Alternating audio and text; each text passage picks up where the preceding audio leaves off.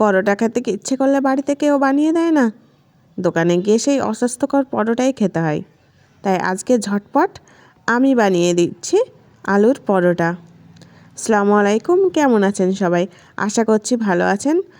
আশা best ফুডিতে আবারও একটা নতুন রেসিপিতে আপনাদের স্বাগত। আজকে সকাল থেকেই পরোটা মন করছিল, তাই বানিয়ে নিই চটপট আলুর পরোটা। আলুর পরোটা বানানোর জন্য আমি খোসা ছাড়িয়ে আলু আর টমেটোটাকে বয়েল করার জন্য প্রেসার কুকারে দিয়ে দিয়েছি। তারপর এখানে একটা ডো বানাবো বলে একটা বাটি নিয়ে সামান্য পরিমাণ জল দিয়ে তাতে স্বাদ মতো লবণ, চিনি দিয়ে একটু গুলে নিলাম। তারপরে দিয়ে দিলাম আটার পরিমাণটা 500 থাকবে, কারণ ওখানে আমি বড় বড় 3টে সাইজের আলু দিয়েছি। সঠিক পরিমাণ সঠিক মাপ হলে পরোটা খেতে দারুণ লাগবে। তাই আমি ডোটাকে শক্তভাবে একটু মেখে নিলাম। মেখে নিয়ে এইভাবে মেখে নিয়ে রেখে দিয়েছি। আর এইদিকে আমার আলুর প্রেশার কুকারটা আলু সেদ্ধ হয়ে গেছে। প্রেশার কুকার গ্যাস বন্ধ করে দিয়ে আমি দেখে নিলাম আলুটা বয়েল হয়েছে কি। তো হ্যাঁ, অনেকটা হয়ে গেছে। তো এখানে আমি পুরটা বানাবো, তার জন্য এখানে কড়াইয়ে দিয়ে দিয়েছি সর্ষের তেল দিয়ে একটু বাটা মশলা দিলাম। বাটা মশলায় ছিল পেঁয়াজ, আদা আর জিরে। বাটা মশলা দেওয়ার পর গ্যাসের ফ্লেমটা অবশ্যই লো রাখবেন। তারপরে গ্যাসের ফ্লেমটা লো রেখেই আমি স্বাদ মতো লবণ, হলুদ দিয়ে একটু এইভাবে নেড়ে নিলাম। নেড়ে নিয়ে তেলটা যখনই বেরিয়ে আসবে তখন আমি সেদ্ধ করে টমেটোটা এইভাবে আমি ম্যাশ করে নেব। আপনারা চাইলে এটা শিলনোড়াতে বেটেও নিতে পারবেন, তবে এটাতে করে নিলাম আমি।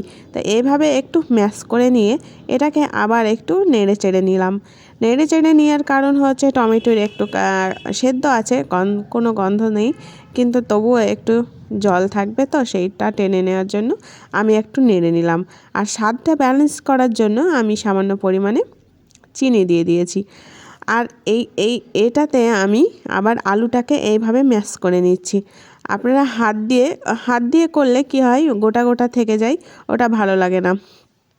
আলুর পরোটা বেলার সময় সেটা খুব ডিস্টার্ব করে, তাই এই আলুটাকে আমি এইটার সাহায্যেই ম্যাশ করে নিলাম। ম্যাশ করে নিয়ে আলুটাকে আমি ভালো করে পুরটাকে মশলার সঙ্গে ভালোভাবে নেড়ে চেড়ে মেখে নিয়েছি। অনেকটা শুকনো শুকনো হয়ে গেছে, অনেক জল টেনে নিয়েছে। এবার যেটা লাগবে সেটা হচ্ছে ছাতুটা দিলে যে বাকি জলটা থাকবে সেটাও একটু টেনে নেবে, টেনে নিয়ে একটু শুকনো শুকনো হয়ে যাবে। তাই ছাতুটা দিয়ে আমি ভালোভাবে আবার পুরটাকে নেড়ে নিলাম। এই সময় গ্যাসের ফ্লেমটা অবশ্যই লো রাখবেন। আমার কমপ্লিট হয়ে গেছে পুরটা। এবার আমি তুলে নিয়ে এটাকে ঠান্ডা হওয়ার জন্য রেখে দেব। ঠান্ডা হওয়ার জন্য এইদিকে রেখে দিয়ে আর ওইদিকে আমি একটা ডো বানিয়েছি, সেই ডোটা থেকে এবার আমি লেচি কেটে নেব। এখানে লেচি আমার এখানে 500 গ্রাম 500 গ্রাম আটা নিয়েছিলাম বললাম, তো এখানে লেচি আমার 5টা মতোই হবে। তাই আমি এখানে 5টা মতোই লেচিটা কেটে নিয়ে এইভাবে আমি কেটে নিয়ে রেখে দিলাম। তারপরে এই পুরটা ঠান্ডা হয়ে গেছে দিয়ে এই চামচটা দিয়ে আমি এই পুরটাকে ভাগ করে নিলাম। ভাগ করে নিলে কি হয়, পুরটা কম বেশি কিচ্ছু হবে না, সবগুলানেই সমানভাবে যাবে। এই দিকে আমি লেচিগুলোও কেটেছি সমান করে, তাই পুরটাকে আমার সমানভাবেই পরোটার মধ্যে দিতে হবে। এইভাবে আমি দিয়ে দিলাম, যতটা ডো নিয়ে যায় ততটার বেশি আলু লাগে, তাই আমি এখানে ততটা পরিমাণেই দিলাম।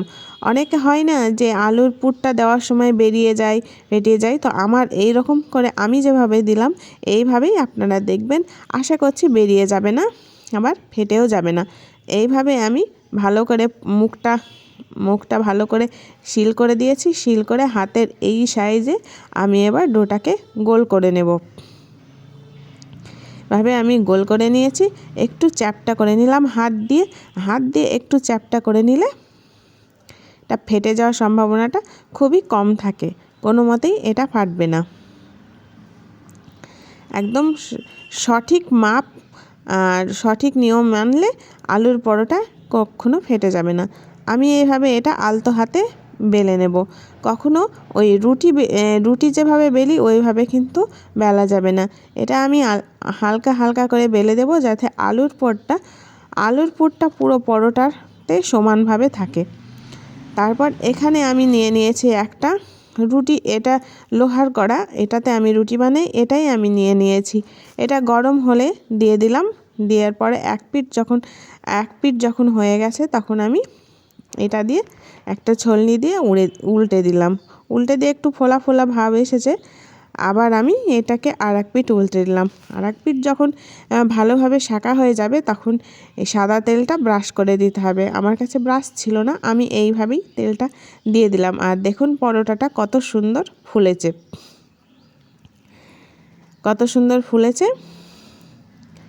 এবার একটা আমার হয়ে গেছে।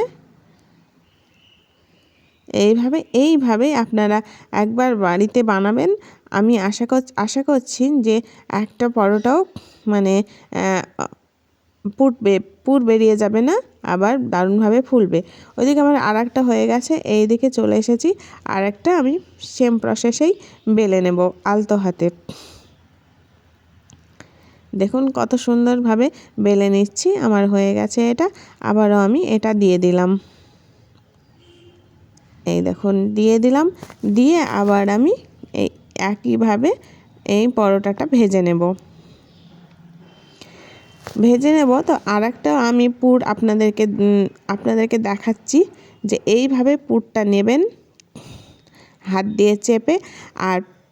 আর যে লিচিটা কেটেছে সেটার এই মাঝের দিকটা অত পাতলা করবেন না, মাথার দিকটা একটু পাতলা করবেন, তাহলে মানে নিচের দিকে একটু প্রেস করলে আলুটা ঢুকে যাবে আর ভালো লাগবে। এইভাবে আবারও আমি আলুটাকে লিচির ভিতর ভালোভাবে ঢুকিয়ে আমি গোল করে নিয়েছি। এইভাবেই আমি পরোটাগুলো সব ভেজে নিলাম। এখানে আর একটা পরোটা হয়ে গেছে, এটাও ভেজে নিয়েছি। এইভাবে আপনারা বাড়িতে একবার বানিয়ে দেখবেন, আশা করছি ভালো লাগবে। আর আজকে আমার এই রেসিপিটা কেমন লাগলো অবশ্যই আমাকে কমেন্ট করে জানাবেন। আর আমার চ্যানেলে নতুন হয়ে থাকলে প্লিজ লাইক, শেয়ার, সাবস্ক্রাইব করার অনুরোধ রইল। আর ফেসবুক থেকে যদি দেখেন তাহলে অবশ্যই ফেসবুক পেজ থেকে আমার চ্যানেলটাকে ফলো করে দেবেন। আর আমার নতুন রান্না পেতে হলে আমার চ্যানেলটিকে অবশ্যই ফলো করবেন, তাহলে আমি আপনাদেরকে নতুন রান্না উপহার দেব। আজকের রেসিপিটা আলুর পরোটা কেমন লাগলো অবশ্যই আমাকে কমেন্ট করে জানাতে ভুলবেন না কিন্তু। আর আমি এবার দেখাবো যে পরোটার ভেতরে পুরটা কতটা মিলে গেছে। এই দেখুন কতটা ভেতরে চলে গেছে। আজকের রেসিপিটা আমার আজকে এই পর্যন্তই। ভালো থাকবেন, সুস্থ থাকবেন। আবার আসবো নতুন একটা রেসিপি নিয়ে। ততক্ষণ আল্লাহ হাফেজ।